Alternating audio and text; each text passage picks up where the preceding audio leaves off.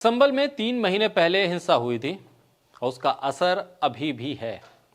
Court ने इस मामले में सर्वे का आदेश दिया और उस सर्वे के इर्द गिर्द जो घटनाक्रम हुआ उसमें 3 महीने बाद भी सैकड़ों लोग अपना घर छोड़कर, घर पर ताला लगाकर संभल से बाहर जा चुके हैं। संभल के लगभग 1000 घरों पर ताले लगे हैं और यह कहा जा रहा है कि उन घरों में रहने वाले लोग अपनी जबरन गिरफ्तारी के डर से घर छोड़कर चले गए। पुलिस के रवैये से घबराकर संभल छोड़ के चले गए। पुलिस के काम करने के तरीके से घबराकर संभल छोड़ के चले गए।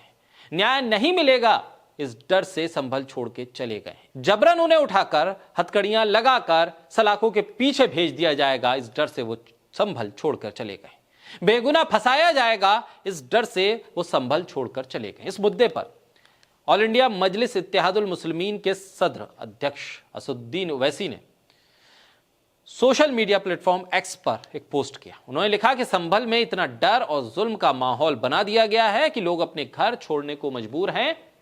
सरकार को संभल में मुसलमानों को निशाना बनाना और उन्हें इज्तिमाई सजा देना बंद करना चाहिए।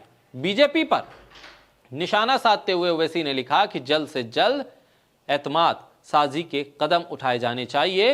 मोदी और भाजपा ने बार बार झूठी अफवाह फैलाई थी कि कुछ इलाकों में हिंदू समाज का पलायन हो रहा था। इस बार वो बात झूठी साबित हुई थी। हर बार वो बात झूठी साबित हुई थी। यहां तो पुलिस और प्रशासन ये बात खुद मान रहा है कि मुसलमानों का जबरन पलायन हो रहा है, तो फिर सरकार चुप क्यों? दरअसल कई अखबारों ने इस बात को रिपोर्ट किया। प्रशासन कह रहा है कि वो लोग हो सकते हैं जिन्होंने दंगा करवाया हो या दंगे में शामिल हो, इस डर से वो नहीं आ रहा है। ये बहुत हैरानी की बात है। एक आबादी को टारगेट किया जा रहा है, जबरन फोटो लगाए जा रहे हैं, दीवारों में चस्पा किए जा रहे हैं, मस्जिद को कटघरे में खड़ा किया जा रहा है और अदालत कुछ कहती है, सड़क पर पुलिस कुछ और करती है। उत्तर प्रदेश का प्रशासन जिस तरह से काम कर रहा है, खासतौर पर संभल में जिस तरह की हरकत हो रही है, वो लगातार सवालों के घेरे में।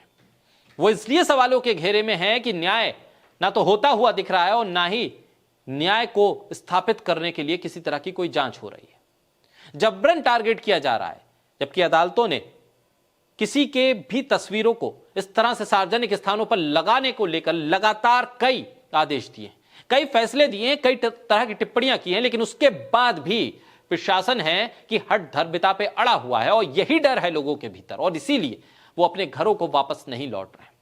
वो इसलिए नहीं लौट रहे हैं कि अगर वो जबरन पुलिस के किसी भी मामले में पुलिस की नजर में आते हैं तो फिर उनको बचाने के लिए कौन आएगा? वहां के सांसद को जबरन मुकदमों में फंसाया जा रहा है, जबरन उनकी पहचान को मिटाने की कोशिश हो रही है। फोर्जरी के मामले, बिजली चोरी के मामले, घर के नक्शे के मामले, ऐसे ऐसे मामले उठाए जा रहे हैं कि अगर इन्हीं मामलों को लेकर किसी दूसरे पक्ष के ऊपर मामले दर्ज होना शुरू हो जाएं तो फिर तो कोई भी नेता अपने घर में मौजूद नहीं रह पाएगा।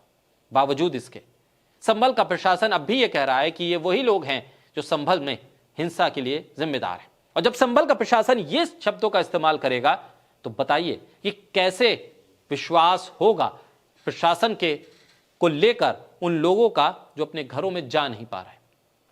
प्रशासन को चाहिए था कि विश्वास बहाली होती, सही लोगों को पकड़ा जाता, कि जो सही में किसी घटना को अंजाम देने में शामिल थे उनको पकड़ा जाता, ना कि आप रैंडम गिरफ्तारियां शुरू कर दें। आप जिसके ऊपर हाथ रख दें बस उसे गिरफ्तार कर लें, जिसको भी आप सड़क पर देखें उसको भी उठा लें। यह साबित पुलिस नहीं कर पाई कि आखिर जो आम लोग मारे गए वो किसने मारे, किसकी गोली से मारे गए, उनको क्या मुआवजा मिला, उनके घरों में क्या हाल है, इसकी सुध लेने कोई नहीं पहुंचा। लेकिन अब संभल में एक तरफ तस्वीरें लगाई जा रही हैं, दूसरी तरफ संभल में ताले पड़े। एक शहर जो खुशहाल शहर था, कारोबार के लिहाज से भी, वहां खेती और किसानी के लिहाज से भी, पढ़ाई के लिहाज से भी लोगों में एक शांति का माहौल था, तसल्ली थी, लेकिन उस तसल्ली को, उस शांति को भंग कर दिया गया और एक अखाड़े में तब्दील कर दिया गया है। बहरहाल अब देखना होगा कि आने वाले वक्त में क्या प्रशासन का कोई रवैया बदलता है या मामला अदालत में पहुंचकर किसी एक सही रास्ते पर आता है ताकि लोगों में विश्वास बहाल हो सके और लोग अपने घरों को लौट सके।